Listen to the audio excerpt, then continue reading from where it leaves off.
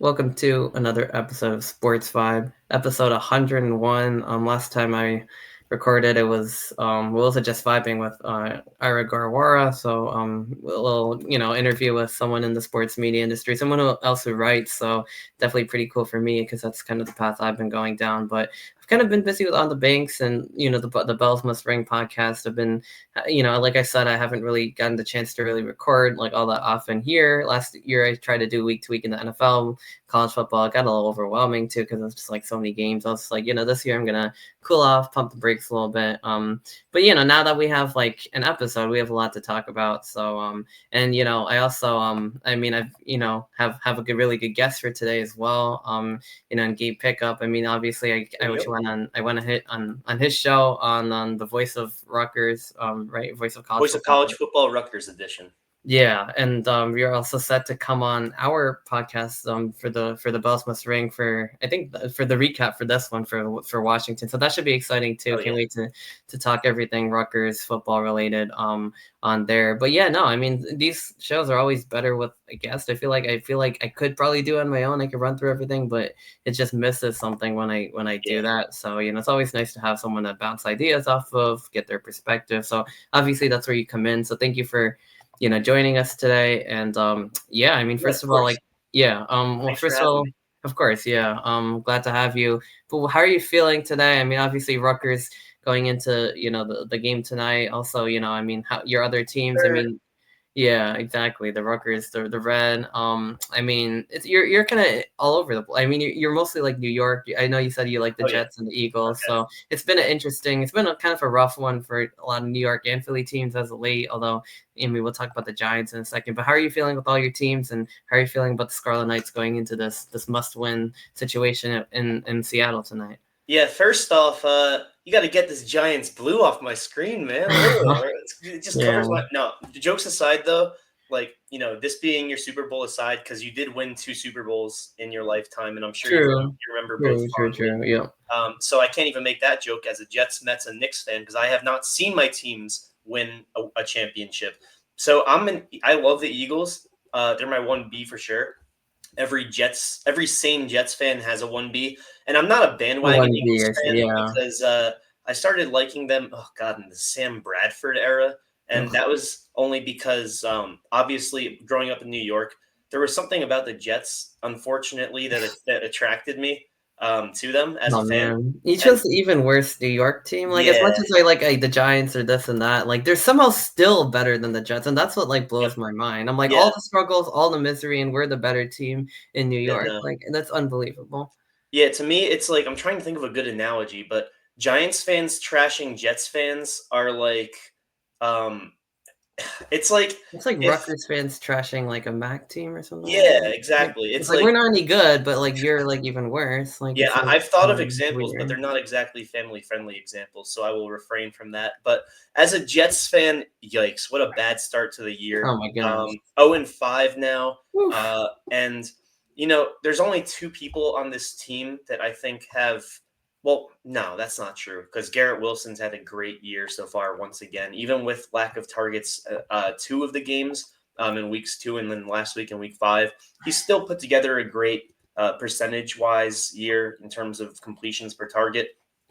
Justin Fields, he's unfortunately been putting up empty stats, but regardless, I think that he looks great on the field, which sucks because he does. Like I was thinking, they didn't look bad. I mean, sorry. I mean, the team kind of did, but he didn't. So like, I mean, or the other way around. Like he did. The team didn't look too great. Like they've been pretty competitive in a couple games I saw, and some of the other ones like they just fell flat. Like last week. I went to, I was watching the Giants game, and we went to Olive Branch. So I was like watching a bunch of the other different games on the screen. When you're there, you're family. Yeah, exactly. So yeah, I mean, it's just like Rutgers never goes out of style, I guess. But it's also just a good place. But I mean, in terms of the games, like obviously Giants fan. I mean, I think Red Zone was on. Like there's a couple Eagles fans around too. The Jets game was on against the Cowboys, and I guess everyone was kind of hoping that was the worst performance. That was worse than the Bills because at least with the Bills, it's like they're a top 3 opponent in the NFL. With the Cowboys, they are an average team. They were solid. They would have been good last year if it weren't for injuries. But this year, they're an average team. They lost a top 3 defensive player in the NFL.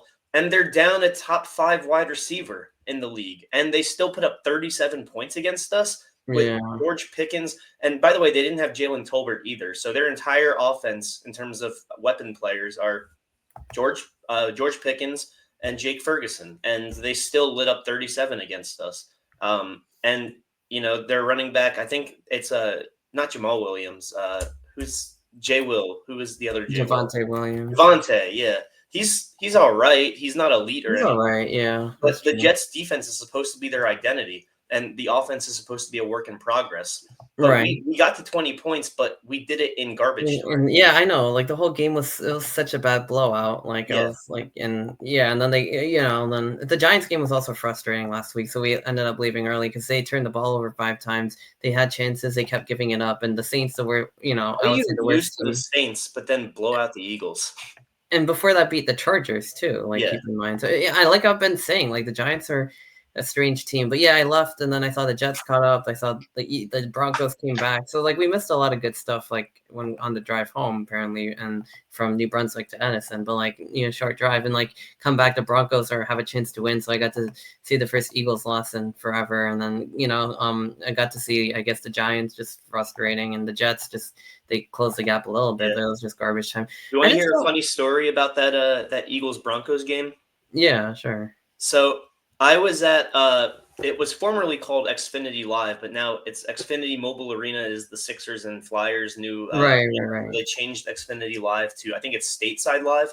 So I was at Stateside Live watching Eagles-Broncos. First time there, vibes were all good. It was kind of like half of a club experience, half just like everyone watching. That is really fire, yeah. Yeah, it was awesome. It was a good time. But, losses happen, whatever. I didn't think anything of it. But Broncos guess what? The story of the day wasn't even the game itself. It was leaving the freaking place that was the story. Oh. So we go to my car like 30 minutes after the game ends. And I'm thinking like, all right, like there's a lot of traffic. It'll take like 15 or 20 minutes to get out of here. It took 2 hours to get out. Not even to get in, not to get to get out of the parking lot. It took 2 hours. There was a car moving maybe 6 feet every 15 minutes. And so guess what? I went into the parking lot with 15 miles of gas because that's a low amount of gas, right? But I'm thinking to myself, 15 miles, there's like 3 gas stations half a mile away from here. I'll be fine. I'll just run over.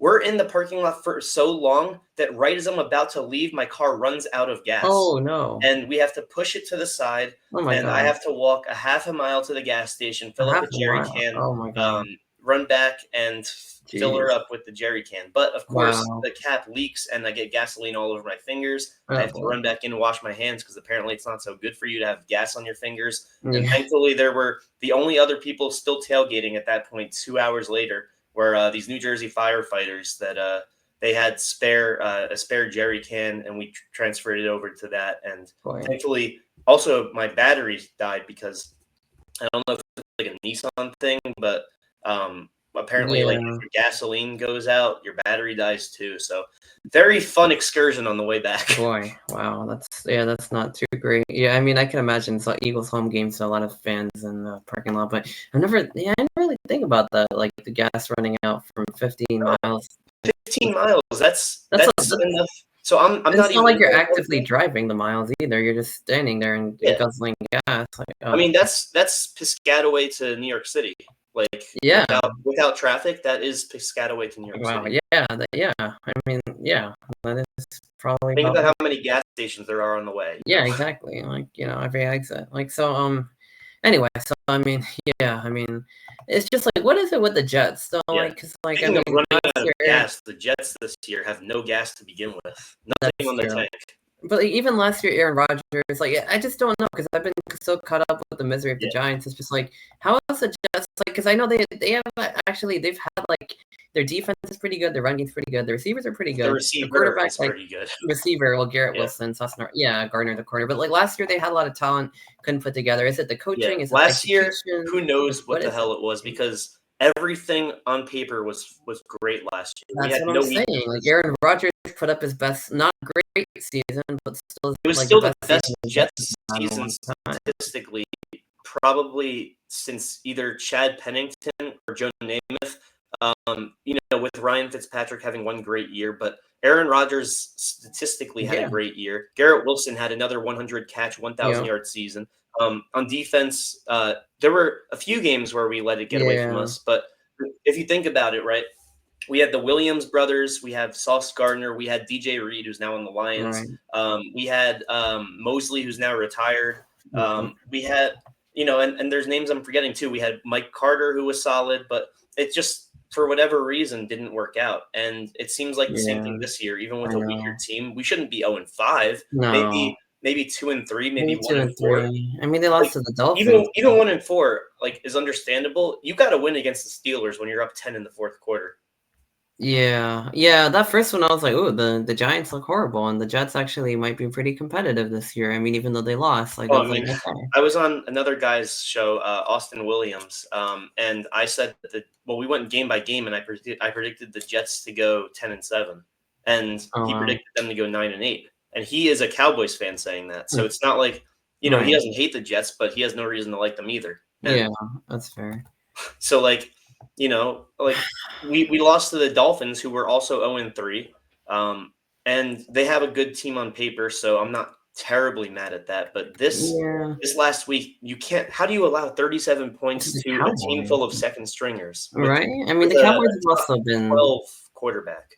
Yeah, I mean, the Cowboys have also been streaky. They've looked like they've had a decent offense at some points, and other games not so much. But I mean, they tied Green Bay in Micah Parsons' homecoming 40-40. So that was an interesting one. But I mean, I definitely did want to talk about the Giants-Eagles game last night.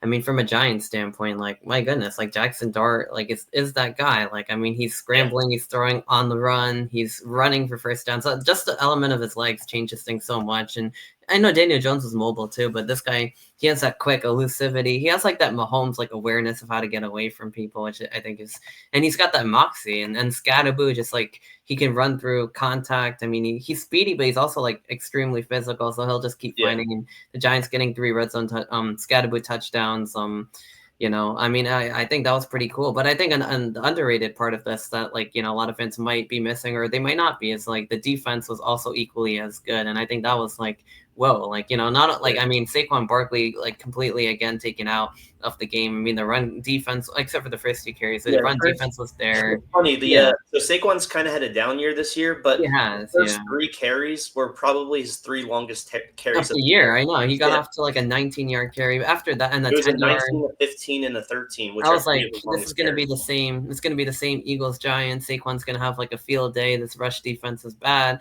and then they tighten up. They get a field. Well, for hold Philly to a field goal, they get I think they get a touchdown.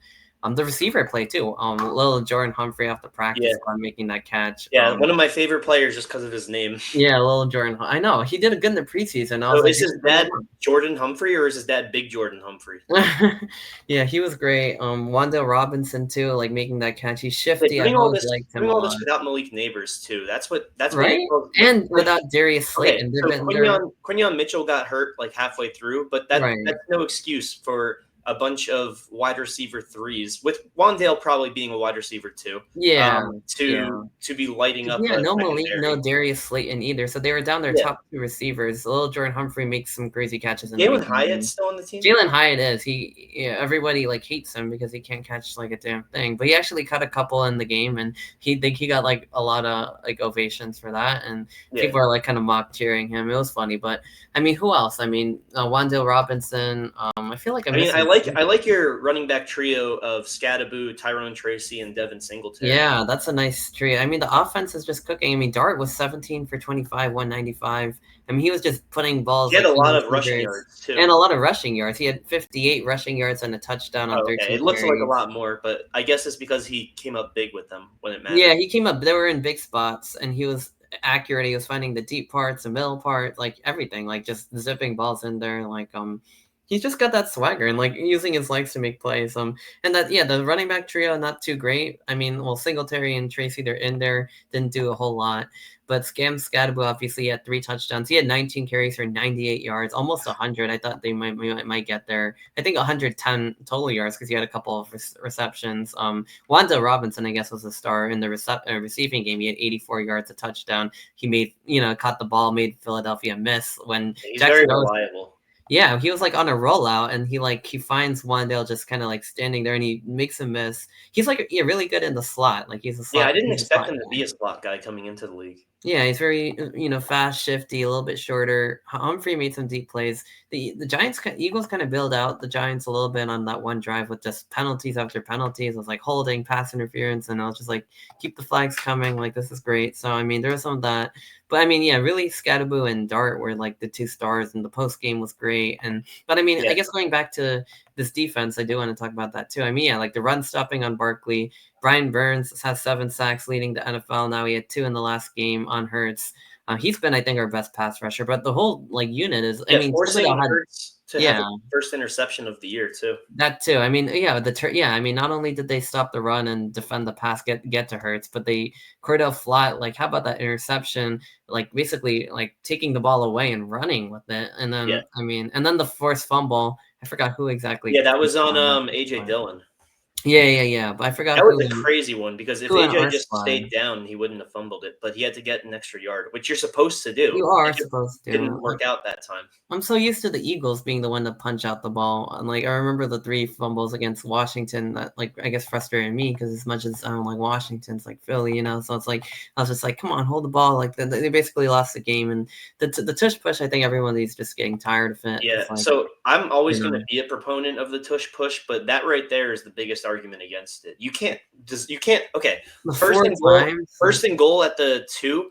Yeah, theoretically, you run it 4 times, you'll get it in, but that's just not football. And I like to play on 4th down. I like. Yeah, I'm okay with it once in a while, but it's getting like 3rd down, and even when you get a stop on it, like they'll just re-rack it. So it's just like there's like. I like the fake too. The fake is like a total. The fake is pretty, right? Because like you don't expect it, but it's taking away Barkley's like red zone. I mean, I'm not gonna argue for Barkley at this point, but like in a funny way, like I like to like tease Eagles fans. I'm like, you guys are doing Barkley a disservice, and they're like, oh, well, you did Barkley the biggest disservice. I'm like, yeah, I don't really care. I'm just using it as a talking point. But yeah, he could have had 25 touchdowns last year for one. Yeah, they're taking away his red zone carries, but he still gets a lot of last season he had a ridiculous season. Almost all of his touchdowns last year were like 70 yards. 80 yeah. yards. This year he's having a down year, but anyway, we talked a lot about what went right for the Giants, but what went, like, I guess, since you're like a Jets Eagles fan, like we were talking about it a little bit before we start recording, but what's kind of been going on with the Eagles this season, last 2 games, because it feels like there's a lot bigger problems than just the Giants doing a lot right.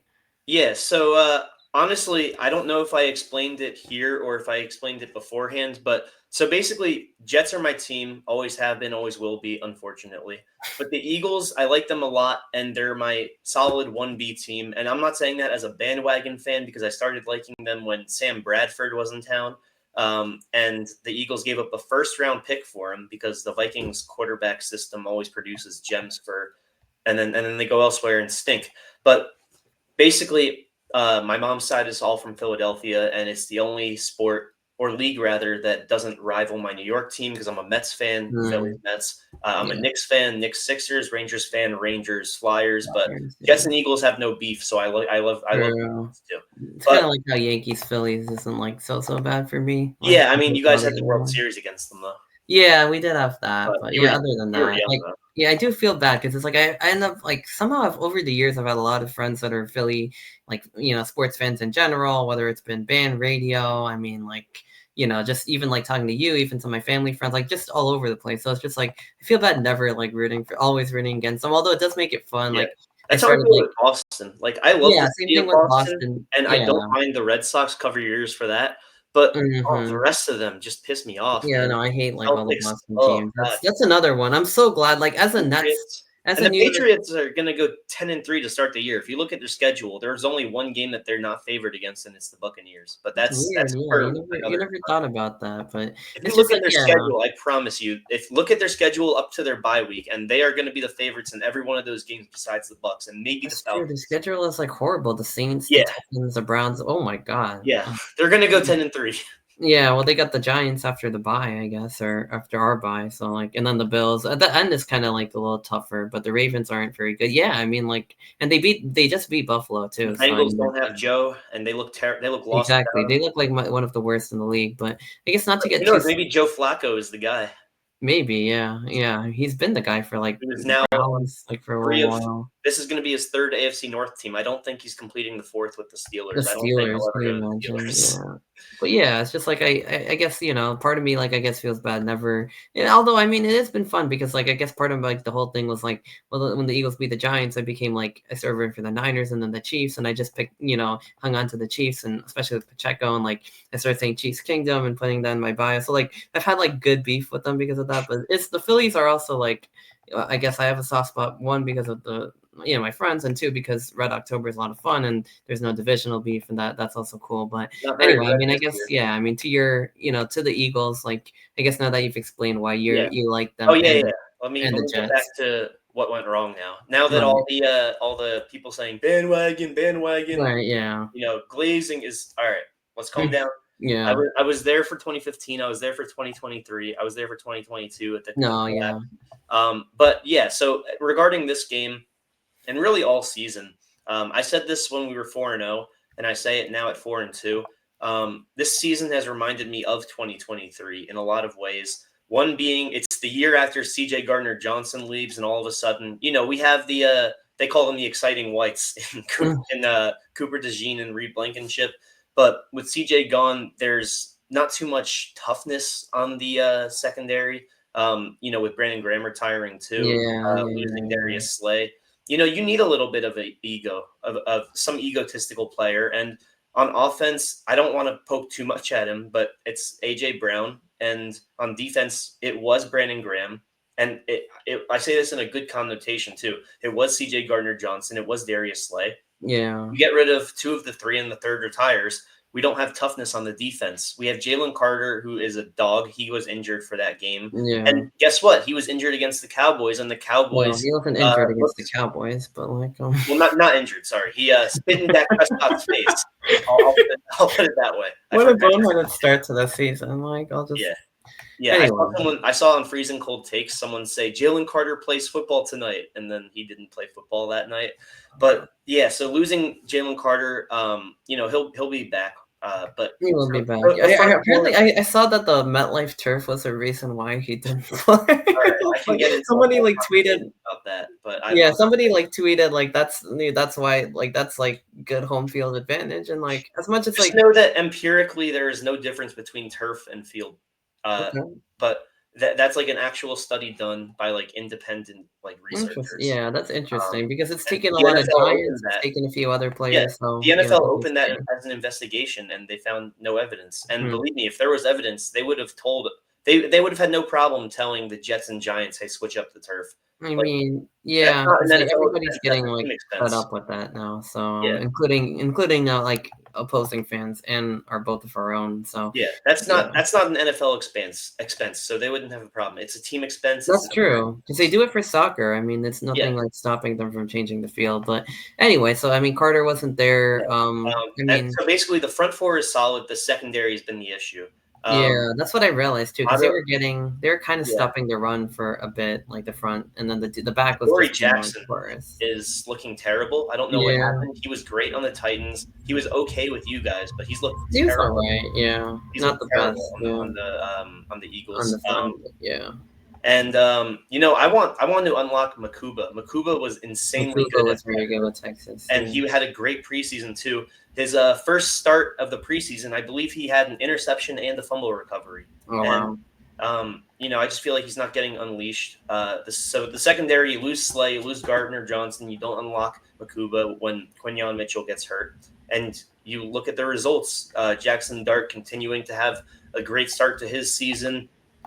You make Wan'Dale Robinson have another productive game, and you have a bunch of other players that, there's no guarantee they're in the league in 2 years, and they have really good games too.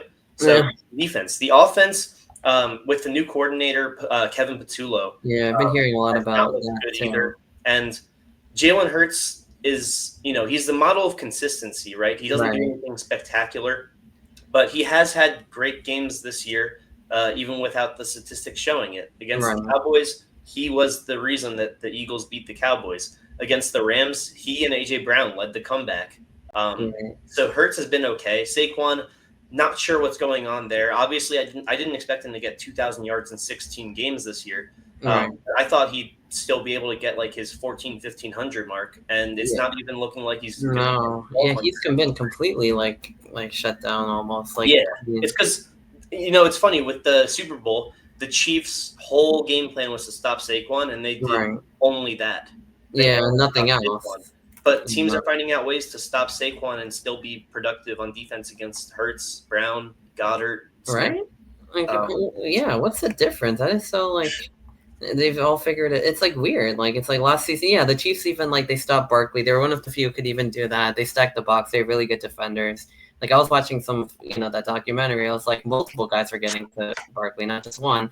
And then like, but the pass defense is bad. This year it's just like wow. I mean, not only like are they shutting down Barkley, but the pass. I mean, I feel like there's some problems. Like it's like every game there's like somebody different not getting the ball. It's like one time Saquon's not getting it, another time AJ Brown's not getting it. That's been like a trend for him for like going back like a year. So it's just like it's like weird, like how like the Eagles are just like they're just not consistent. Like one time Brown won't get it, or Smith won't get it, or Barkley won't get it. It's just like what are we doing here? Like that's like confusing me like a little bit. Like, I'm like, how could so many players all be having or even sometimes they'll all get the ball and then like it still doesn't work. Like Saquon Barkley will have 22 carries for 4. This is a real thing for 4 yards a carry, 88 yards. The passing offense, this is the Chiefs game. They don't do anything. I'm just like, what is going on with this offense? Like they're too good to have all these problems. Is like my thing. And it does say a lot about Saquon that 4 yards a carry is a bad thing too. I mean it's not bad. Yeah, it's still really good, but at that volume though, it's just like it looks like, and especially considering the pass game hasn't done a lot, and you're relying on that, and then your run game's 22 carries, 4 yards, 88 yards. I'm like, okay, but they still won the game. So I mean, like I feel like the Eagles are becoming similar to like the Chiefs in a way. Like, I mean, with some, they've been getting some good calls this year, but they've also like they've been relying a lot more on their defense, and they've kind of been figuring it out on offense and doing a little different thing each week to win. Like, I feel like there's a lot of similarities that they've had to Kansas City, and that's exactly what they did in 2023 too. They went 10-1, but it was an ugly 10-1. 10-1, you think they're a Super Bowl contender. They barely make it to the playoffs and get blown out in Tampa Bay. But you look at each game individually, and they were winning all those games by one score. Yeah. And it's just like the Chiefs were doing last year. Yeah. The Chiefs almost got away with it too. And then they ran into you guys. And just when I started thinking, okay, might be like a legit team. Like they beat the Bills.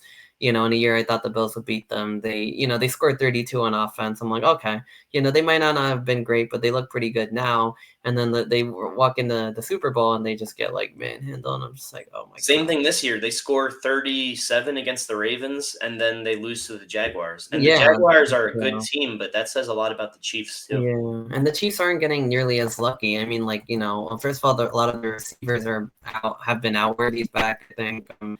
They're getting Rice back soon, but their start to the season's also been very Tyquan Thornton's looking like a really good receiver. He's looking pretty good. I think I picked him up in fantasy, at least on the bench or something. Like I mean, well, they did kind of look back against Baltimore. Baltimore does look really bad though without Lamar, and then against Jacksonville, who's 4-1 right now. I mean, the Chiefs are 2-3, and like this. I don't know. I mean, like they should still be fine. Like, but I mean, like I don't know. I mean, it's interesting because the only reason I'm saying they should still be fine is because the Broncos themselves are only 3-2, and the Chargers are like they've started so hot and they've collapsed the last couple. And I don't know. I mean, the Chiefs might find a way to still win the division anyway. Like just because of how bad everyone else is, they're getting reinforcements at receiver. I mean, they find a way to BS their way to win. So like.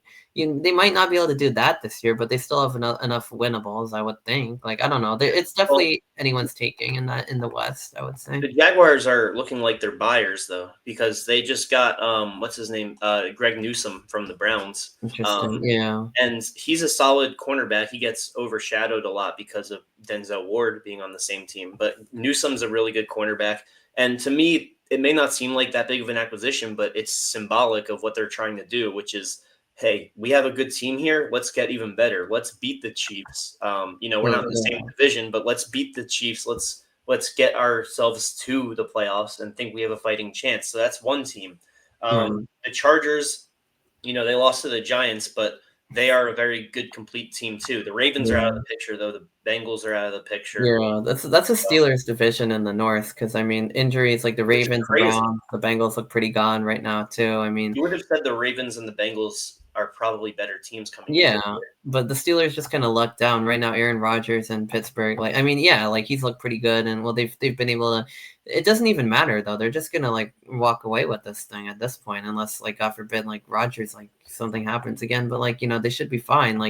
It might be a good thing, because they always end up getting lucky in the wild card. They always have the same record. They're like the Penn State of the NFL, and then they'll you know what I mean? So in the same state, too. In the same state. But you know what I mean? Honestly, I feel like Penn State's even more frustrating in a lot of ways. It's a very similar model of I like to call it mediocrity. Some people call it consistency, but it is what it is. But you know what I mean? It's a little bit of both, I would say. You make the playoffs, but maybe this year's the year they get away from that a little bit. They win the division just because of how bad it is. And we see how they do, but I guess we're kind of going division by division. So the North looks like the Steelers got it. The East, we mentioned the Patriots have a very soft schedule. The Bills, the Bills. The Bills are. Well, then again, are the Bills going to be 10-3 at Week 15? Who knows? Who knows? I'm speculating on the Patriots too, but that's what it looks like. Yeah, I feel like the Bills still got this division. They've been good. This could be the year that the Bills I don't even know if it's gonna be this is the year the Bills beat the Chiefs, because the Chiefs might not even be there this year the way they're playing. So they might just not even have to face them at all. So who knows? But they probably won't have to face the Ravens either. Yeah, that's be the Bills' year to go to the Super Bowl. And they might not even have to go through these teams. And even if they do, I think they definitely would have the upper hand. Pittsburgh might be in that conversation too. In the South, we're looking at the Colts and the Jaguars in a 2-team race here. The Texans surprisingly are 2-3, even though how did that? I guess they started bad and they've kind of rebounded. Yeah, I was DJ Stroud finally looked alive too. Yeah. They've kind of heated up now, though. Cooper Rush did not have a good game, but South, I would still say goes the Colts and the Jags right now are the two. The Jaguars 4-1. They've had some good wins this year. They just beat Kansas City. The Colts, talking about Daniel Jones and what he's done with them. They look really, really good. Obviously the Raiders look really bad, but their one losses against the Rams, pretty decent team. But they look completely. Yeah, it's weird. They could look completely revitalized. I don't know what it is about players leaving the Giants and doing so much better, but we gave Daniel Jones every chance that fans, nobody else would give. And on the Packers, Xavier. That's the corner. Yeah, it's out of my Xavier McKinney, the safety. Yeah. Julian Love, all the guys who went to Seattle too. Not so much Eli Apple. Oh yeah, no, he's exceptional. I thought Eli Apple was going to be so good on the Giants. I know, right? That's so weird. But DeAndre Baker, I thought was going to be really good. Who?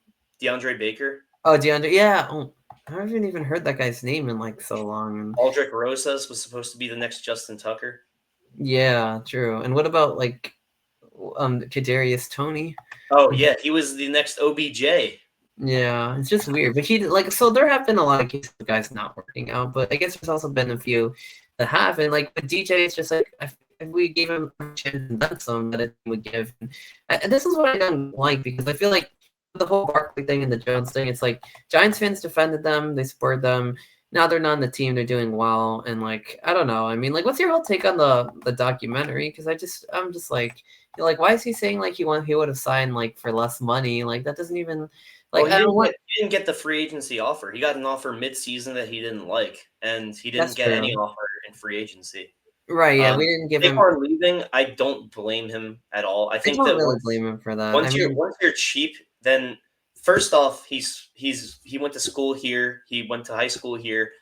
He's not born here, but raised here. So raised in I Pennsylvania. completely understand him wanting to come back. But more so, once a franchise betrays you, what loyalty do you have to them? You know? Yeah, I feel like the front office gave him, like, watching the documentary, seeing how the negotiations went down, like, they really gave him hell. They really, like, didn't, like, want to compromise. They didn't want to bend. He also didn't want to bend because they were like, oh, we'll give you 13 million. We'll put you in the top 5. And he's just like, no, I want more. I mean, like, okay, yeah. I mean, maybe the talent's there. But, like, I feel like both sides were just very stubborn. Like, you know what I mean? Like, nobody was willing to give. And now Saquon Barkley, I don't know. I mean, I get it because it's like, you know, I'm the best owner. Like he said, like, it's the principle. That part I do understand. I'm like, yeah, you know what I mean? Like, it's the principle of, like, you know, I'm the best, like, or one of the best. We should give me, if you really want me to be here, give me the money. And then on top of that, who they gave the money to was just, like, mind-boggling with the DJ Daniel contract. Jones over him. I mean, come on. Like, I mean, like, what are we doing here? And then Like, Darius Daniel Slayton, Jones you're is having giving a great him. year now, but nobody could have predicted that he'd be this good. And who knows if he would have ever gotten this good on the I don't Giants. think he would have. Like, that's the thing. Like, it's the same thing with Barkley, too. Like, we could have given him the money, and he wouldn't have probably been as good because the O-line was bad. And they're literally getting our quarterbacks knocked out of the game. Forget about a running back. Like, it's just like, it was just a disaster. Multiple guys going down. You're like Daniel Jones, the backup's getting injured. It was just ridiculous how bad the O-line was. So, you know, Saquon, like, I mean, he wouldn't have been that great. Like, you would have maybe been okay, but I don't know. And yeah, I mean, I don't know. It's so complicated. It's just like with this whole thing. But yeah, it's unfortunately positional value. Yeah, I mean, the Eagles had the luxury of paying him that much. The Giants didn't. Like, they really didn't have the luxury to just be handing out money to whoever, and even a player like that. And like that is what it is. Like, I don't know. They tried. They tried. I mean, he didn't take it. So, like, it is what it is. But he made his decision, and, you know, he made a good decision. He went to a better team. He's making more money. He won a Super Bowl. He's playing where he's from. Like, what more do you want? Like, I don't know. Like, why we're still talking about this. I really don't. But no, I agree. anyway. It seems like something that was in the work for a long time. So I understand him releasing it because That's even though it's not timely, it's still like a project, you know? That's true. And like, honestly, like, it went over the course of 5 years, and it makes sense for him to drop it on, like, the homecoming. Like, I don't think that was out of, like, pettiness. It was just out of, like, relevance. It's like Cam Scadaboo too said. It's like, it's not me versus him. It's Eagles versus Giants. Yeah, and, like, I feel like a lot of people are, like, too polarized, where Giants fans are still like, it's New York, baby. Look at how the Yankees treat Soto.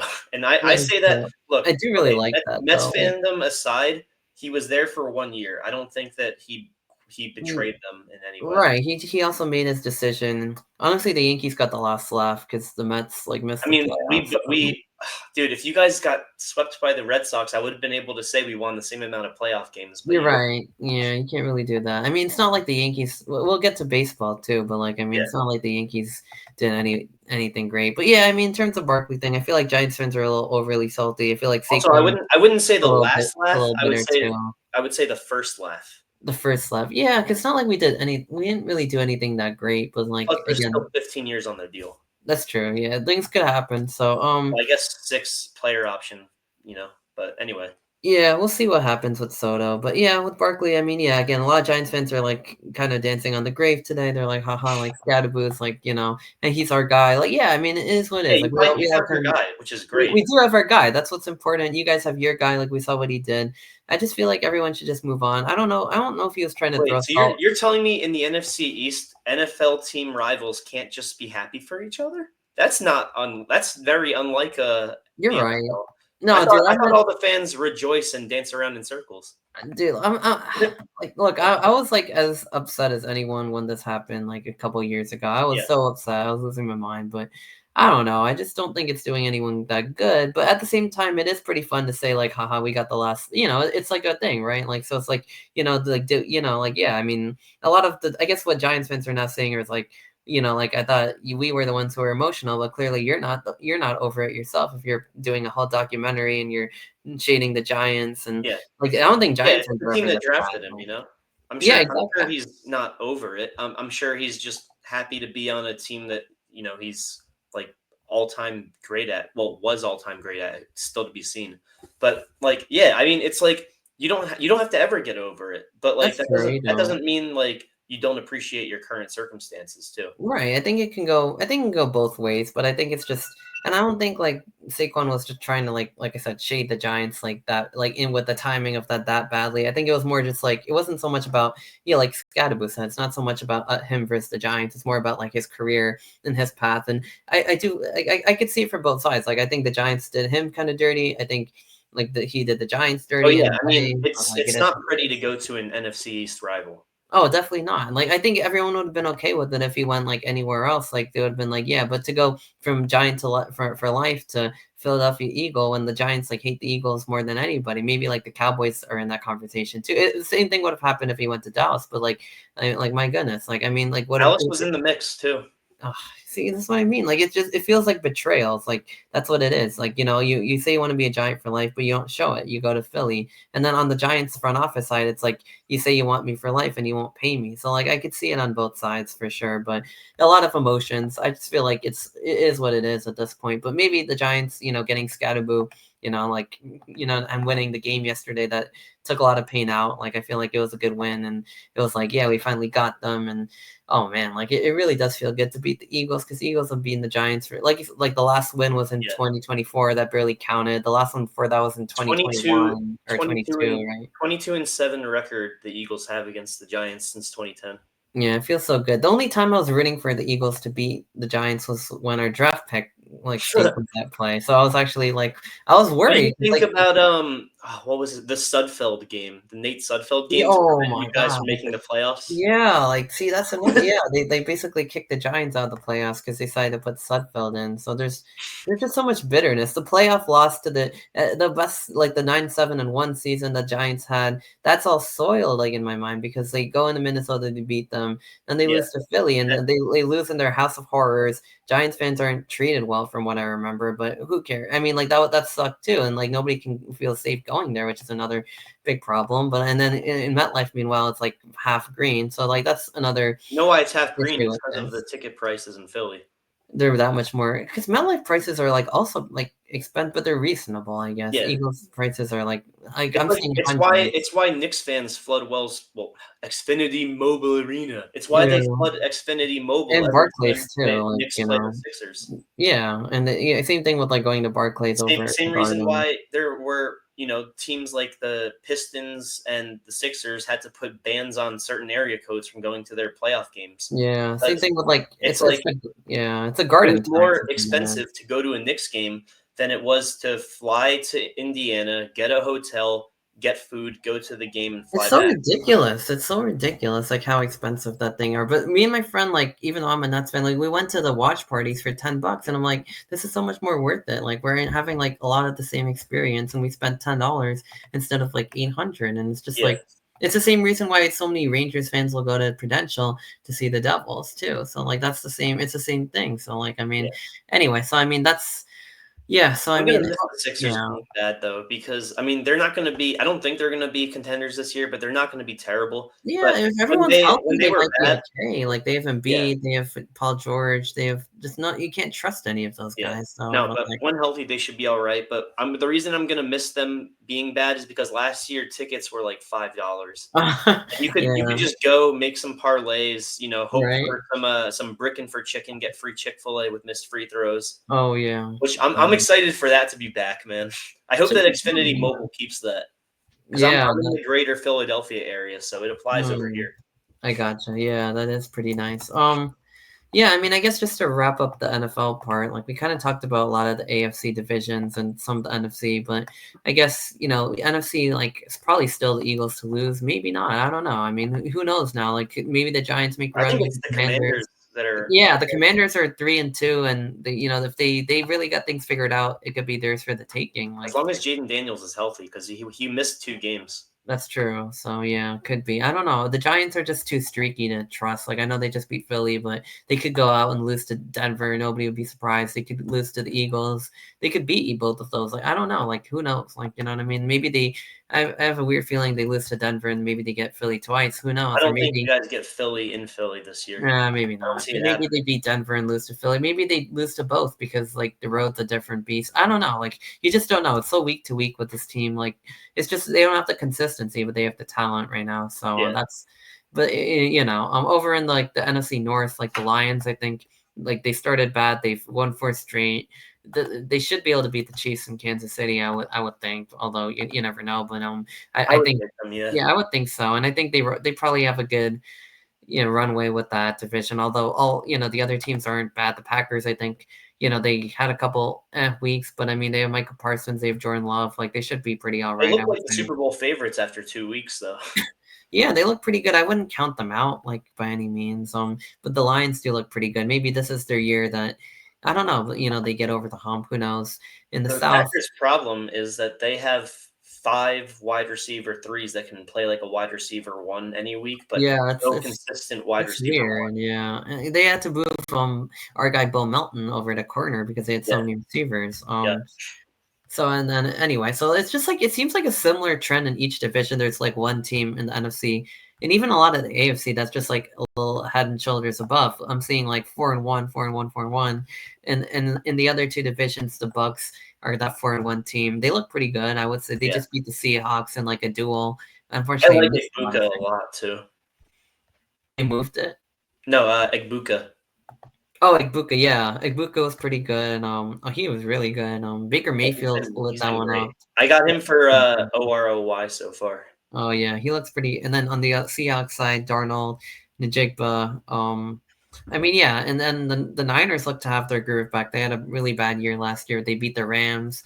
They're 4-1. So I How mean, are the Niners 4-1 with all those injuries? I don't know. It's weird, but they've been kind of skating by a little bit too. All their wins have been one score this year, like all 5 of them. So I mean, we'll see when that stops. But Seahawks and Rams both 3-2. I mean, the Rams and I mean they I both like have. the Rams in that division.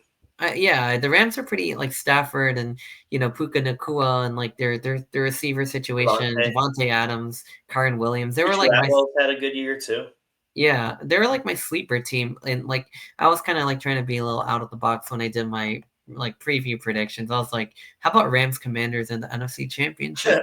The Rams kind of like as like they kind of figured it out last year, and then this year they put a lot more talent into it, and I'm like, I think they might, you know what I mean? They were close to beating Philly last year. This year Yeah. they get Adams, they have a good defense. I'm like, yeah, this could be a team that makes noise, and who knows? Like it's too early to call. Seattle too. Obviously they get Sam Darnold, they get Cooper Kupp in there. So I mean, a I'm lot of not a Cooper talent. Cup guy anymore. I think he's past his prime. Well, obviously he's past his prime, but like I don't think he's a factor as much anymore. Yeah, maybe not. It was cool to see him go back to his home state, and then they also have like JSN over there.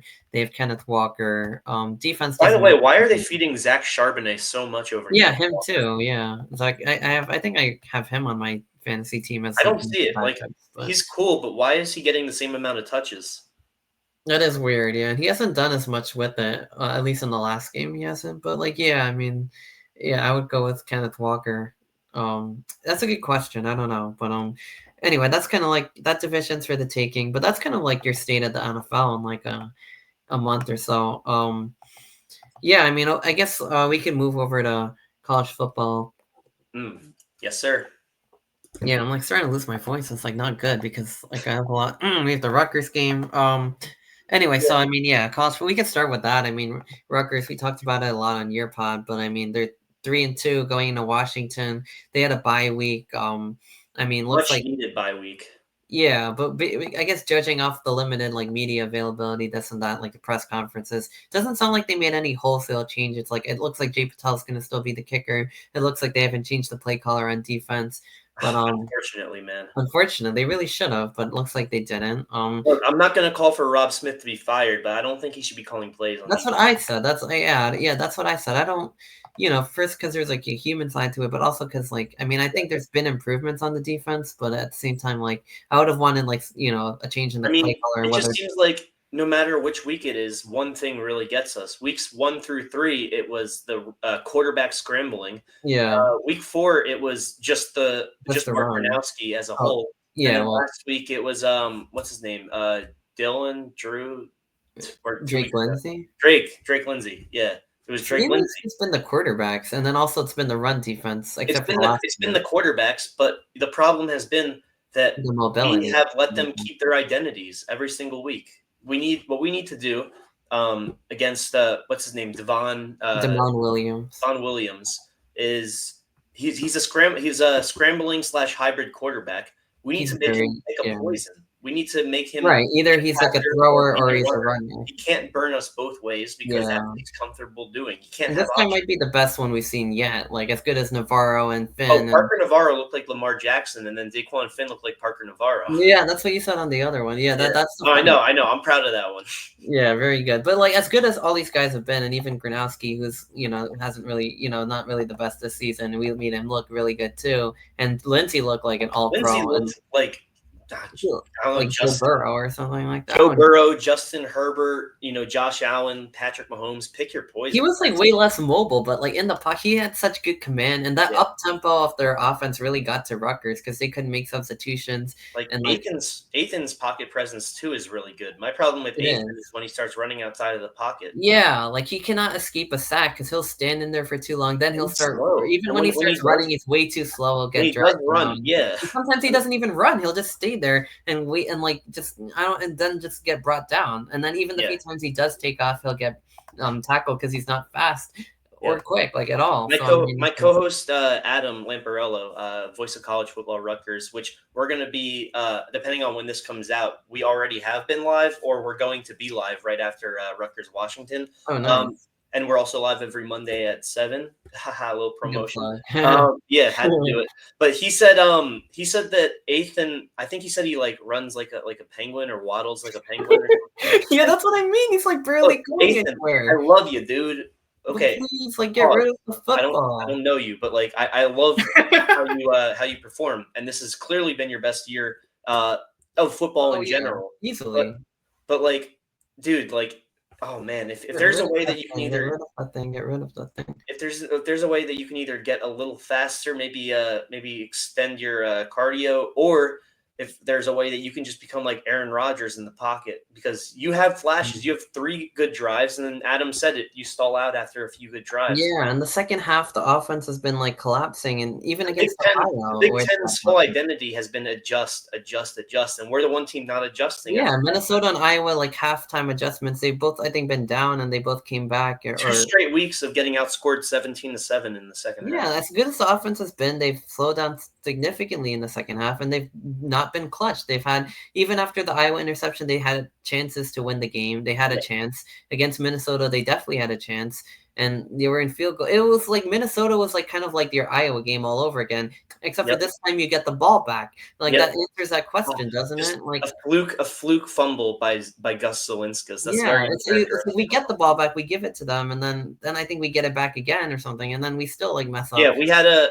44-yard field goal turn into a 57-yard field goal because of the watch snap. Happen? Like it's it's just so unfortunate, and I would not put any blame on like Pizarro for that at all because that's just a horrible situation to get into. No, that's your first collegiate kick, a 57-yard field goal to tie the game against opponent. Yeah, and then Patel too. Like the special teams have been like he's got to get those kicks off the ground. I really like. It sounds like he's worked on it and it's been better, but we'll see. Like it's very low arching. For sure. Yeah, and it's just that's just not. I don't know. It's like I'd say it's more of that, but I mean the protection also hasn't been the greatest, but. No. But so it's a little bit of both. But I mean, I would say you got to get those kicks up because those linemen are going to weigh you down. So you got to you know what I mean. You got to get those. I don't know. Up. Do you think it's like a mechanical issue or do you think it's a confidence issue? I don't know, but I think that's just the way his form has been like that, right? Like the reason he doesn't have that long range is because it's been getting caught. Like it's I think the difference now, and maybe it's also the kicks are also just lower too, which is so mechanical, but also defenses or special teams figuring it out. Yeah, I think so. That the kicks are low, we can get a hand up, and they've all been doing it. So I think it's mechanical, but also the defenses have been figuring them out. So we'll see if that changes. Hopefully, this doesn't happen. I think the even bigger problem is what's been going on in the kick returns. Allowing the one to Weegen, but then it's just the problem is they don't fix the mistakes. You know what I mean? Like that after the Weegen one, it almost scored again before halftime, and then again in Minnesota, it almost happens again. And I'm like, okay, you got lucky, but you're not going to keep getting lucky. If Weegen didn't, run the clock out, they could have easily gotten a field goal off too. They could have, but they didn't. And then Minnesota, they got a field goal off, but he Yeah. missed. It's like I'm just like, why are we giving them extra opportunities? Like you realize if they get the ball back coming out of halftime and that happens, like that could be a 2-possession swing.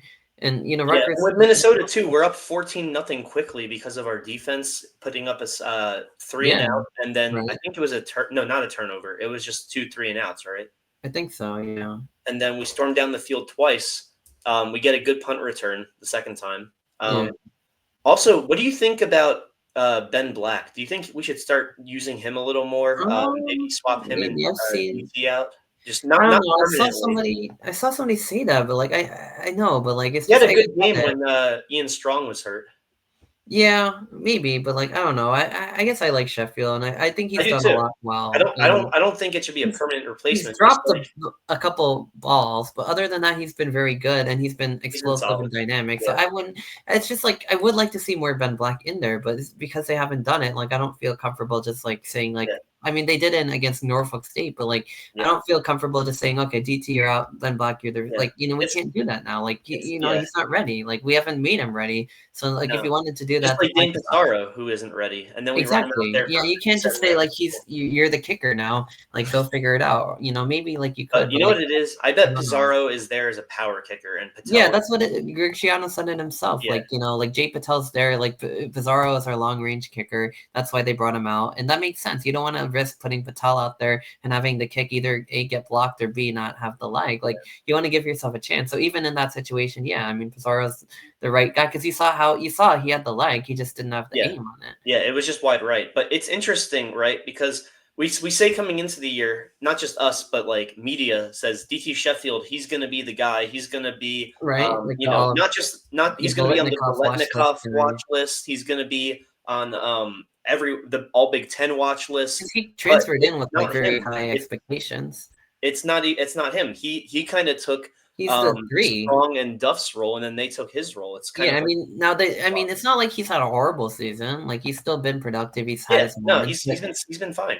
But he's no like KJ Duff or Ian Strong. Like those guys are the clear 1 and 2. Like Ian Strong projected in the second round, by the way. Yeah, like physical receivers who can go up and get it, who can do it time after time, who have like 8-9 catches for 170 yards sometimes. Like those guys are just like NFL. Those guys, yeah, exactly. Like strong. Like those guys could be NFL receivers. Like it's so cool to see that like at Rutgers, and it's just so unfortunate the rest of the team has just not been up to the mark. And like I really so disappointing. So 2 things. First off, Ian Strong, he's a junior. So if you I pray that Ian Strong either declares for the NFL draft and has a great NFL career, or runs it back one more year. Please do not transfer to another school. That is my first thing. Please, that would sting. That would break my heart so bad if Ohio State or Oregon just swooped in with some money and said he went packing. But my second thing, and this is unrelated to that, but more related to the offense as a whole. What do you think of our tight end usage? It feels like we've been like kind of getting like 3 to 4 completions to a tight end. Yeah, but it's better than it has been. Like I've seen more Fletcher, like even the other guy, Weber. Yeah, but I mean it's not much, but it's something. Like I feel like it's enough to keep the defense guessing, but they themselves are not getting they haven't gotten the catch for more than like 10 yards. No, but like I love like the plays that they use the tight ends because it's just like the easiest soft completion screen pass, and then like you can get like a first down off of it. Like I remember them using that play against Virginia Tech, and they kept doing it. And Fletcher had like a really good game. I'm like, it's so like I like to call them like soft dump off passes. I'm like, this is so brilliant. I want to see more of that because like it keeps the defense guessing. It's so easy. They're physical guys. They're open in space. It's just like the perfect play. Like I'm like, keep doing that. Keep doing that. They need to do more of that. But so we actually just got the availability report for the game. Oh, sweet. So Chris Joins is out, unfortunately. Okay.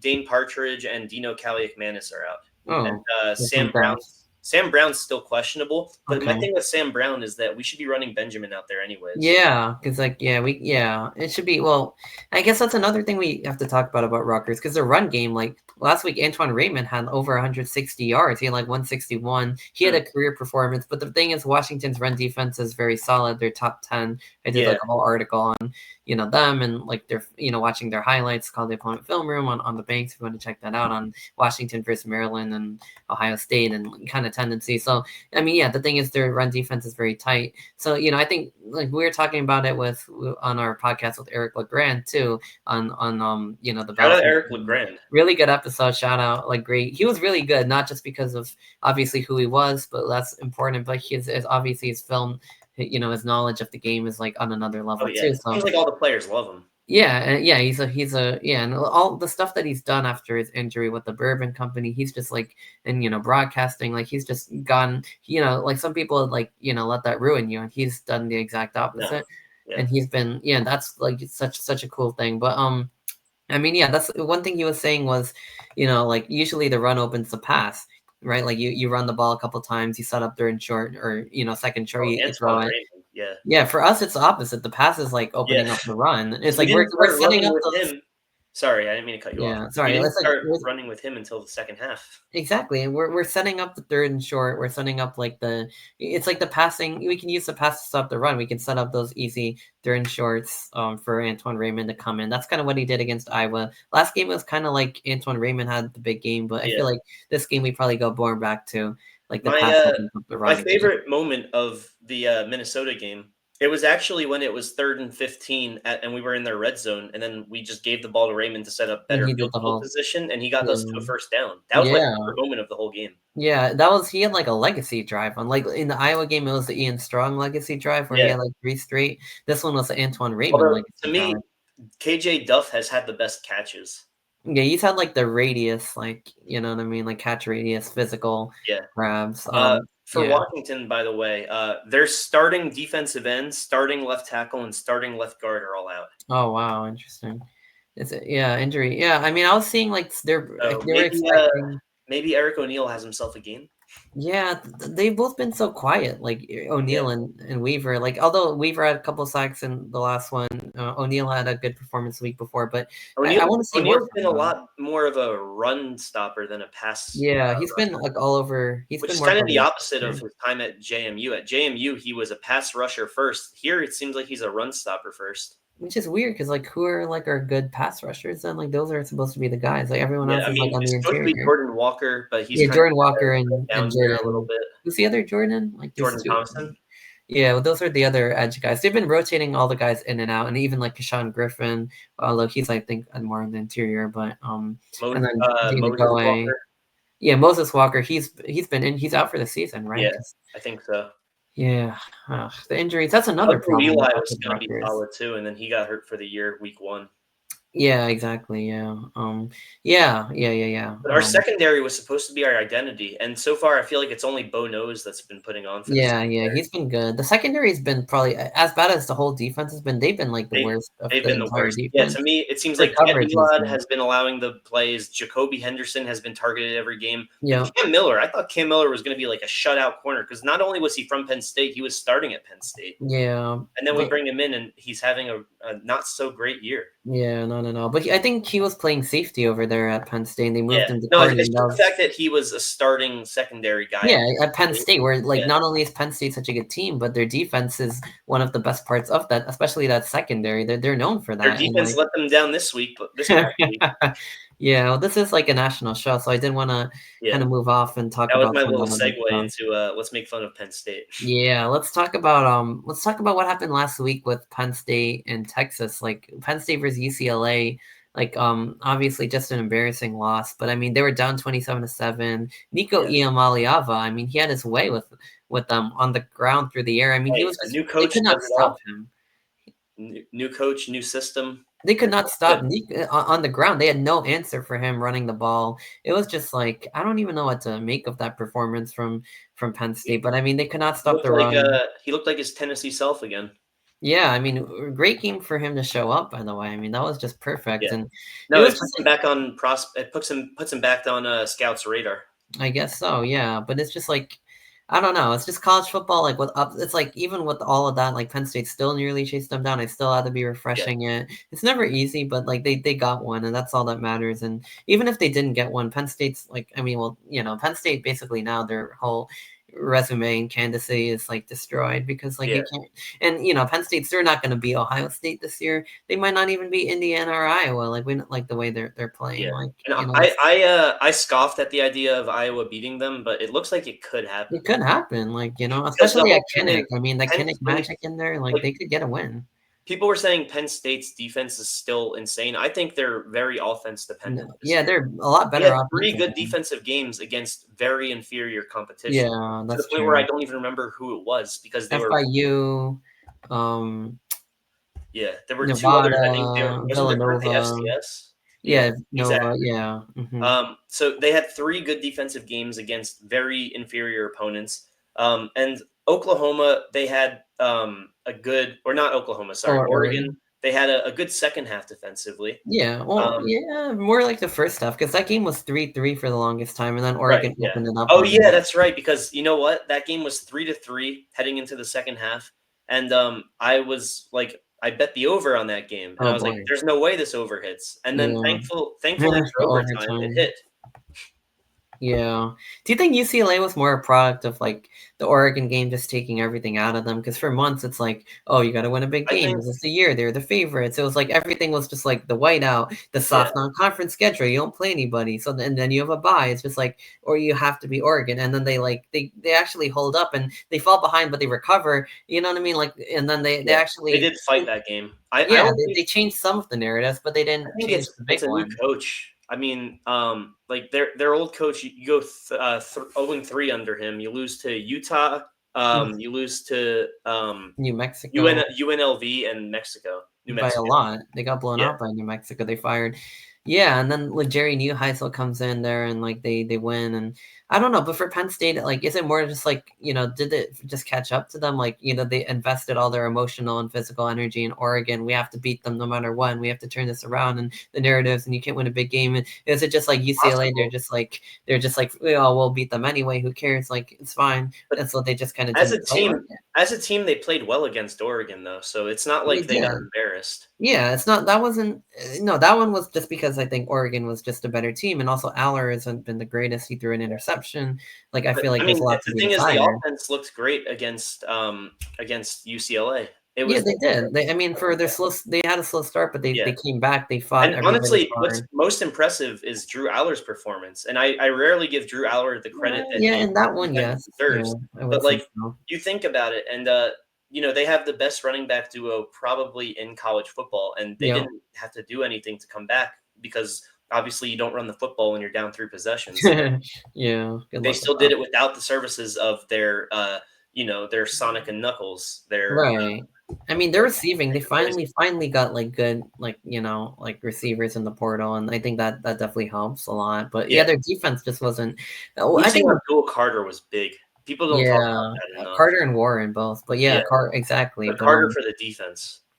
yeah, I guess yeah. But looking at this from like an analytical or like play calling perspective, like the one boneheaded thing that I think both UCLA and Penn State did was the quarterback reads on the shotgun plays that they both ended up losing the ball. Like UCLA gave it back to Penn State on a quarterback draw, and Yeah, then Penn State does the same thing, and UCLA is all over. I'm like, when you snap the ball to a quarterback instead of like even a running back, as bad as that would have probably been, like that it adds like another fight because like quarterbacks are slower to like catch the ball and you know what I mean than a running back. It like takes extra time. I'm just like, why would you like do that? Even the announcers were like, that's such a horrible play call, and then both teams did it. I'm just like, what is it with like teams like trying to like be too cute and stuff like that in that I don't yeah. know. I just don't think that either of those were like the That's right what I play like about Rutgers at is all. they're very conventional with their offense. Yeah, like you don't see them doing. If by the way, I if they mean, ever did that with Ethan, like that would be there's like a few times red where meat. But like there's a yeah, misread between Athan and a receiver, and it'll sail past him as the receiver does a curl route. But like right. that's the extent of it. It's not like trying to run wildcat with like Athan, Oh god. Athan Roethlisberger Manis or anything like that. Oh god. I mean, Ethan runs the way like it's like what the way like Eli would run or like the way Big Ben would run. Drew It's just like Brees, Tom yeah, Brady, Kirk Cousins. yeah. Like, but it's just like yeah, it's like they're like yeah, that would never work. But I don't know. I mean, and as good as jeez, It's Maliaho. funny. When he requested to leave Tennessee, everyone was calling him Nico I am Aliva. Yeah, Because it's like you're to losing. turn the ball over, or like I love that one Yeah, too.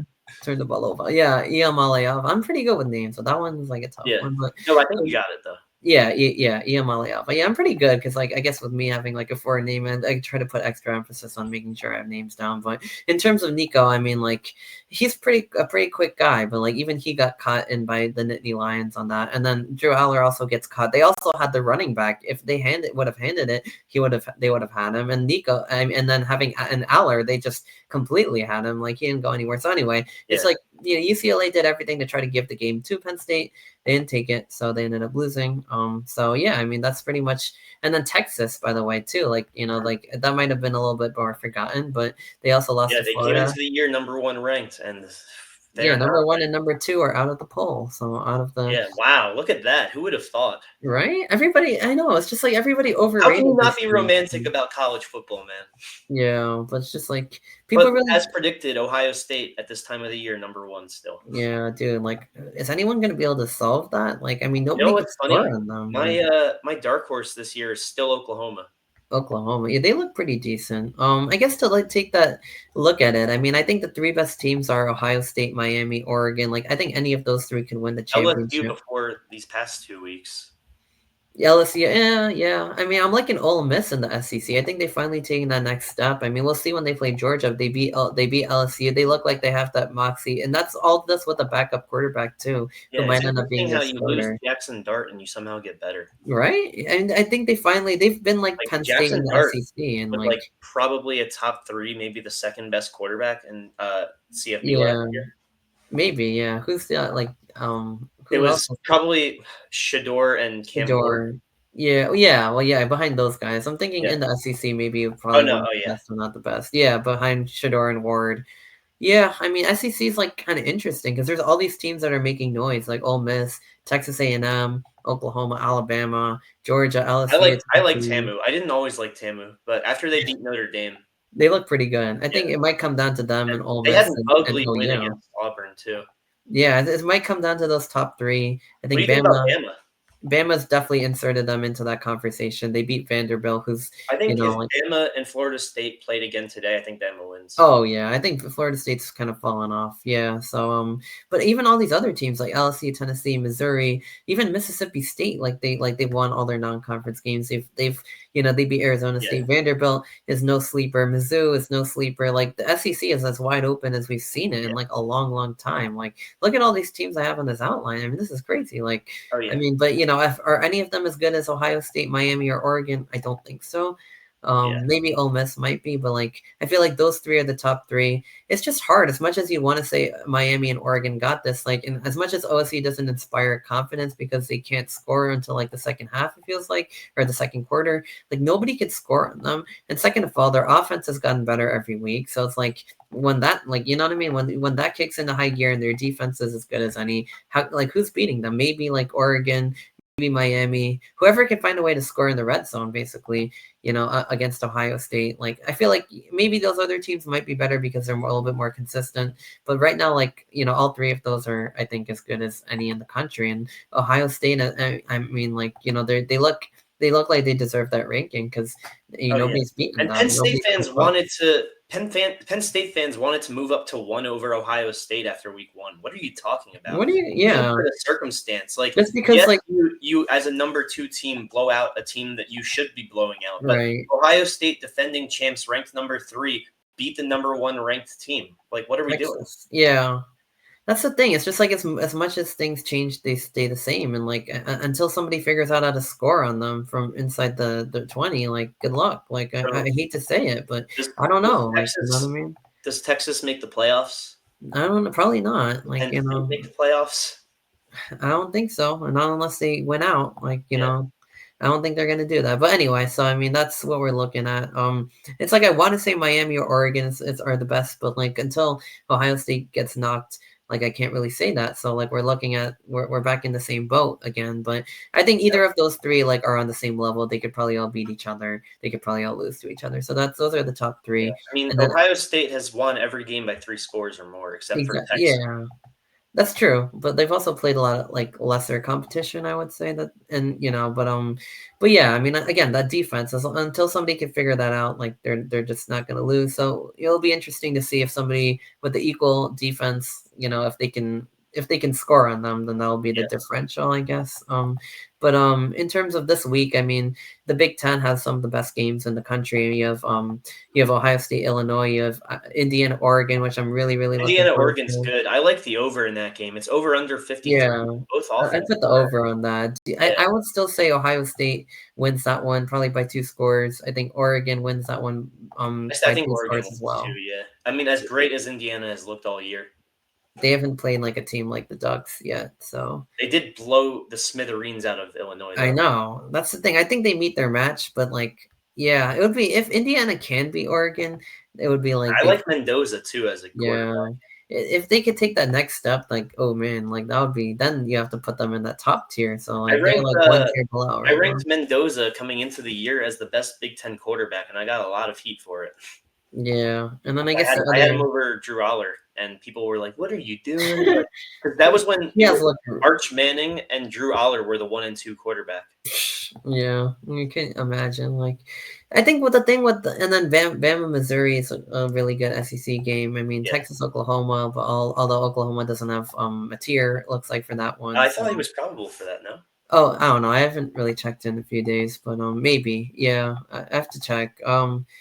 Yeah, I mean, I guess the weird part with Penn State and Clemson, like I think in Texas to an extent, is like I think like a lot of people thought, okay, well, they have a lot of returners and a lot of returners at productive positions, and that's going to be the difference between them and like Ohio State, who's still very talented, but they've lost a lot to the NFL. And Ohio State has been like much better. They've been more consistent. These other teams have either fallen off the map or completely fallen off the map. And I Yeah. guess it's just like you just can't ignore like that like consistency over talent. Like I guess at the end of the day, that talent does win out. Like whether they're freshmen or they're not, like it doesn't matter. Like Yeah. whether you know what I mean. Like I mean, you can Ohio have, State, they have a bad game and they win 24-6 or 35-14. yeah, like you can have all the returners you want, but if they're not as good, they're not as good. Like and clearly they've all embarrassed themselves on top of that. So it's not And even about Julian being not as Sayin too, good. I like him as a quarterback, not because he's elite, but because he doesn't make mistakes. Yeah, he's very, very, very solid. He's not maybe not elite, but he's very, very solid, and that's been doing the job. And we'll see if that continues. But yeah, I mean, for these other 3 teams, they've just completely gone down the drain. I guess some other things around college football I wanted to mention were the American. Like, I mean, the top, they're probably gonna have that Group of 5 spot. Yeah, I don't know much about them. I know Memphis is probably the best American team, and Yeah, because they have a win over they're actually Arkansas in somehow 6-0. projected. They're projected in the playoffs right now. I think they might because I mean, well, they have an SEC win. They're undefeated. They're probably the best team in the conference. Although there's a lot of other good ones, like South Florida had a Oh really yeah, good South start. Florida had a Cinderella few weeks. Yeah, they beat I Florida. actually They think beat that, Boise. South Florida and North Texas is a toss-up right now. I like South Florida a lot in that game. Yeah, I mean that's gonna start like at 7:30, I think, or something like Sheffield's that. old stomping grounds in North It's Texas. gonna They've be been a very good this if year. any ruck yeah, I mean, well, this is not probably not gonna be posted, like, anytime, like, maybe, like, later tonight, but that's gonna be a game, if you're waiting that Rutgers game, that might be one to watch, should be a good one. That could be, like, a game that has a lot to say in the Group of 5 race, although Memphis is there, Navy's there, but I don't think they're really gonna be there, against these other really good AAC teams, but AAC looks really good, the American or I guess it's just the American Conference now, so but yeah, I mean, like, I think whoever wins that is going to be in the playoff as your Group of 5 rep. I'm leaning towards Memphis, but we'll see. In the ACC, obviously Miami is like like up there. Other than that, I mean, Virginia has announced their presence. Yeah, Georgia Tech looks pretty good. Duke, like I guess, but like they lost to Tulane. Oh, that's yeah. another team I I was don't gonna even say have on. Syracuse, but then they got whooped 2 weeks in a row. Yeah, exactly. Yeah. I'd say it might be between Tech and Virginia, like as weird as that sounds. And well, Yeah, I and guess I got Tech, for but that second spot and like Louisville, but they lost to Virginia. But it it's was only probably by 3 points though. that's true. Yeah, but it's probably going to be like Georgia Tech and obviously Miami's on like a whole nother level Yeah. this year Like, now. to So me, if you lose by, like, 3 points in overtime, you shouldn't fall down drastically because of it, especially Right. with a good I team. think Louisville's still pretty legit. Like FSU, I think I don't know. I don't want to count them out after the start that they've had. I Yeah, think they're still going to be a player in the race. Miami's a very good team. They still almost came back on them in a way. So I would not count them out either in the ACC at least. I don't think they're really a national threat anymore, but I think in the ACC, I think they still can be. So that's what your ACC is looking like, 4 or 5 teams in that. The Big 12, I mean, Texas Tech looks really good. Iowa State lost their first one to Cincinnati, so that Iowa State's game this week is a toss-up too, and I like Iowa State a lot. yeah. Wait, who are they playing again this week? It was I forget the let me see, because I remember looking at it and like loving the Iowa State odds.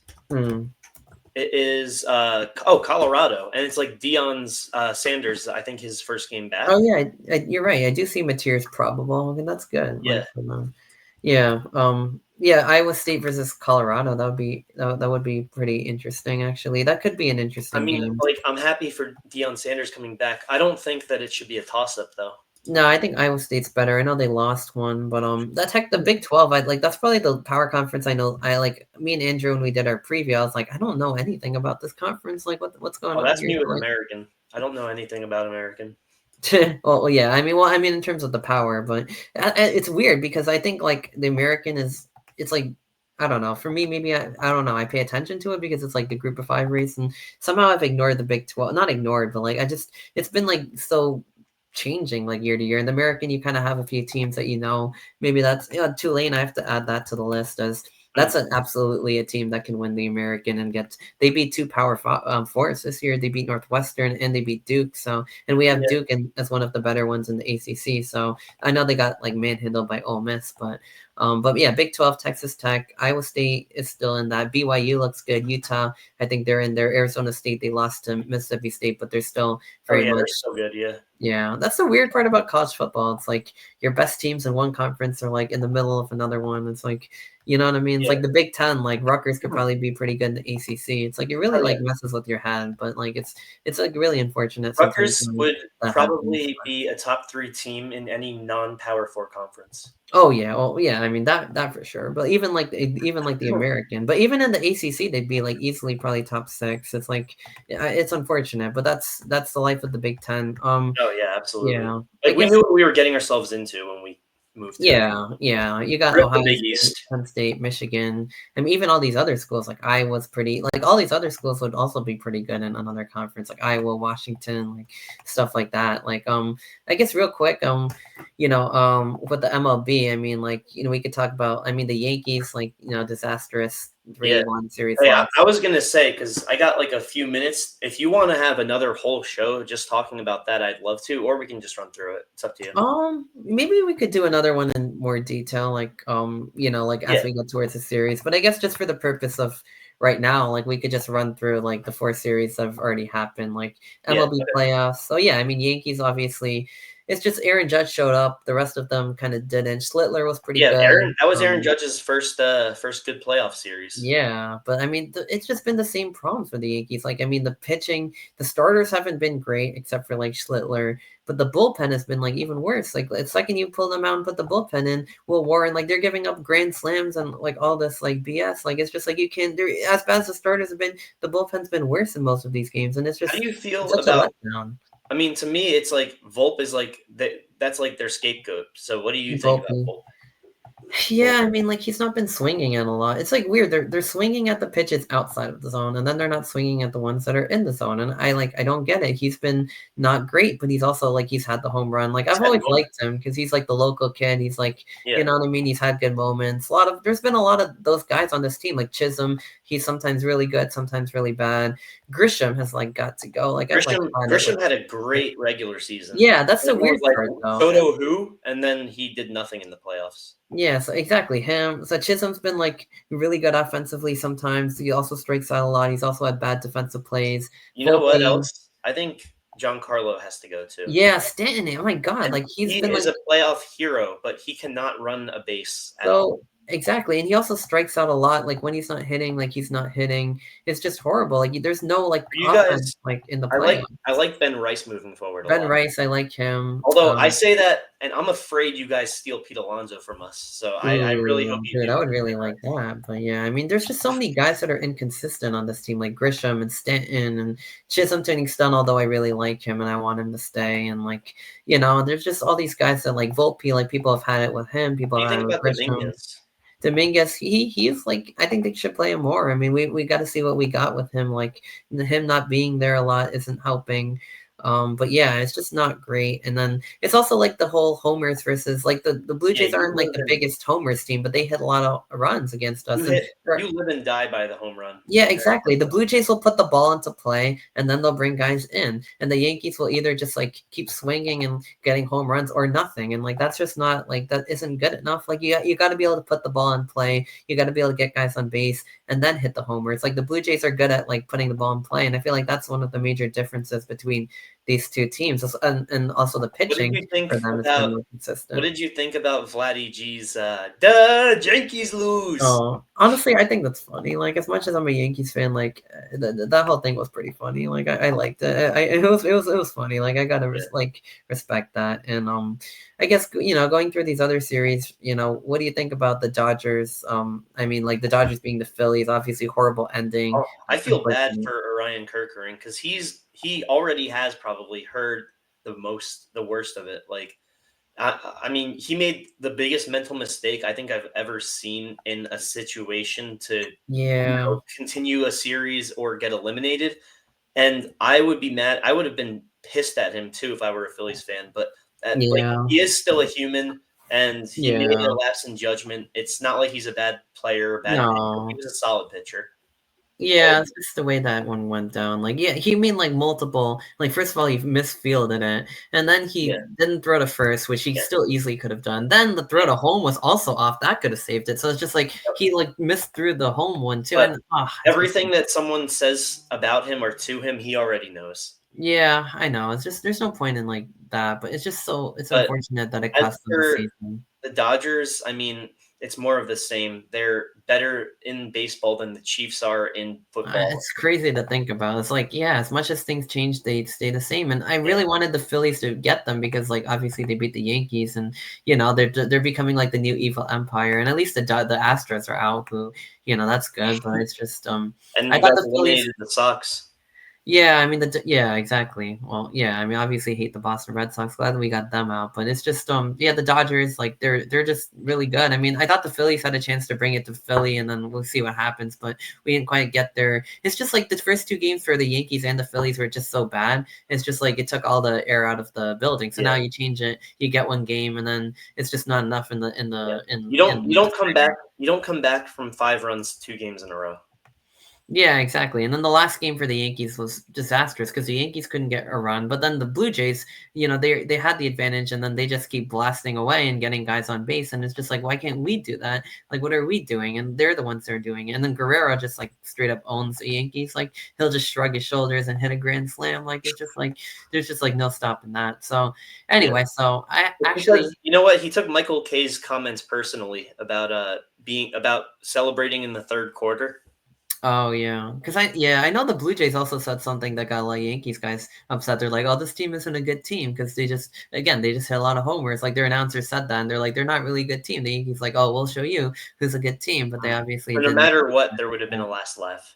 Yeah. So then, anyway, the two series I haven't really been following that much because I've had no rooting interest, and I'm not the biggest baseball guy. Is Mariners, Tigers, Cubs, I love. Brewers. Wait, is that on right now? That might be on right I now. think well, the Mariners Tigers game is starting at 8. So Oh, okay. Yeah, my problem with that is I like the Mariners a lot, but I love Tarek Skubal too. yeah. So He what is is like? he is in my opinion the best pitcher since Prime DeGrom. Oh, he's so good. I mean, he's lights out. Like, people are saying it's like him. Crochet is also pretty good, obviously, in that one Yeah, game. And it's like Scooball's like maybe even better. He's gonna be Skubal I like think the is still the Cy face of Young. pitching. Like even with Paul Skeens, I still think that Skubal is the guy. Yeah, he's really good. So he's gonna be on the mound tonight against Seattle. Yeah, So I mean, maybe I that mean Big maybe Dumper that versus decides it. Skubal, that's going to be a matchup. Yeah. So who do you like? Both of these series have been back and forth, and like it's one and the other, and like that's what I've basically gotten from it. So like, Well, I mean, who the wins? Mariners are 3-0 against Scooble this year. Surprisingly, they're the only That's team that's interesting. really had his number. But I think that changes tonight. I think that the Tigers get it done. I think Scooble looks lights out as per usual. Gets his 10 strikeouts, gets his 7 innings, 2 hits, and I think the Tigers move on. But I wouldn't be mad either way because the Mariners are the only team that has never won a World Series that is an active franchise. Wow. So it would really be Hey, nice if wait, no, like, that are can't be they? right. I I saw don't that know. stat somewhere, or maybe it's the only team that hasn't been there. Maybe that one. Oh Yeah. no, it's that one. Yeah, because the Padres haven't won. Right. Yeah. So you Or think the Rays. Yeah, the Tigers though do get through? Yeah, I mean with Scooble, like maybe they probably would have the advantage, but the series has been going so back and forth. It's like one game, like one team's dominant, and then the next one's the other yeah. one. I So it's hope just the like, Cubs can pull it off too against the Brewers. yeah, That would be Cubs fun Brewers. Yeah, I mean that's another one that's been flipping every time. So it's although I because no mean one had the Cubs doing anything against the Brewers. yeah, well, I think Brewers got a I 2-0 mean, lead the actually. Cubs, they Yeah. weren't even supposed to beat the Padres. Exactly. They not only did that, but then Like the they fell behind Padres, they fell behind 2-0, but then they rallied back and they've tied this thing up in yeah, Chicago. So now you go to yeah. Milwaukee tomorrow night. I So mean, the Padres after the trade deadline probably had the best team on paper, and the Cubs eliminated them in the wild card series. yeah, that's the So thing they're a about team of yeah. grit. They did that against well, they actually won game 1 and then won game 3 against the Padres. And then here against the Brewers, they win 2 games at home. Who knows if they can take one on the road? They've got all the momentum. The Brewers they had the best record in baseball, but you know who had the best record in baseball last year? The Phillies, and they didn't make it past the DS either. And Yeah. the best record before that was the Braves, and they didn't Yeah. make it past the DS. Yeah, it's a So weird like trend of like the teams and it's with the like how record. in basketball, it's the team that wins the finals doesn't make it past the second round. In baseball, it's the team with the best record. Yeah. That's true. Yeah, I've noticed that. So it's even like in the NFL playoffs, like the Lions like had the Yeah, best record. They didn't make it. I forgot who the other side of that the was. Eagle. Well, they did have the best record, and then Well, they the didn't Chiefs make it. did have the best record, Yeah, and they got through. So anyway, I mean it depends, but yeah, baseball's been like that for a few years. So oh, it we'll was see. the 49ers the year that the Chiefs Eagles played. Oh yeah, yeah, First yeah, year. yeah, yeah. It was the Right. Niners. Yeah. Right. Yeah, so there has been like some of that in football too, I guess. But like the year the Chiefs went on the road and they won the whole thing too. So I mean, yeah, but in baseball is more pronounced, I would say. Yeah, Like you know what I mean? But yeah, so I mean, we'll see. Then I guess your predictions would have Mariners, Blue Jays, and I whoever guess I wins. would go. I mean, look, on paper, the Brewers are better for sure. I'm gonna go with the momentum and say the Cubs beat the Brewers in Milwaukee. Interesting. So So then we Dodgers Cubs, that's ooh, an ugly looking matchup on paper, and yeah, it doesn't I look think the good. Dodgers would win that series handily. Yeah, and then Mariners, Mariners Blue Jays would be interesting or for sure. I guess I said Tigers. Tigers The Blue Tigers, yeah, Mariners Blue Jays is a more fun matchup it it seems. is. Yeah, But if I'm saying Tigers Blue Jays, I think the Blue Jays would get it done. yeah. And then I Dodgers can see Blue that. Jays. Ooh. Honestly, I think I would go Blue Jays again. I think they would win it.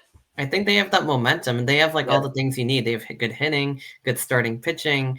They've thrown a lot of bullpen games, and somehow it's worked out for them, at least in one of them. And So they were without Bo Bichette this series too. yeah, I don't know. Like maybe they get some of those guys back too. Like that could be a team that matches up really well with Toronto. So I mean, with LA, so that should be interesting. But yeah, I mean, maybe we can do a baseball specific Yeah. show.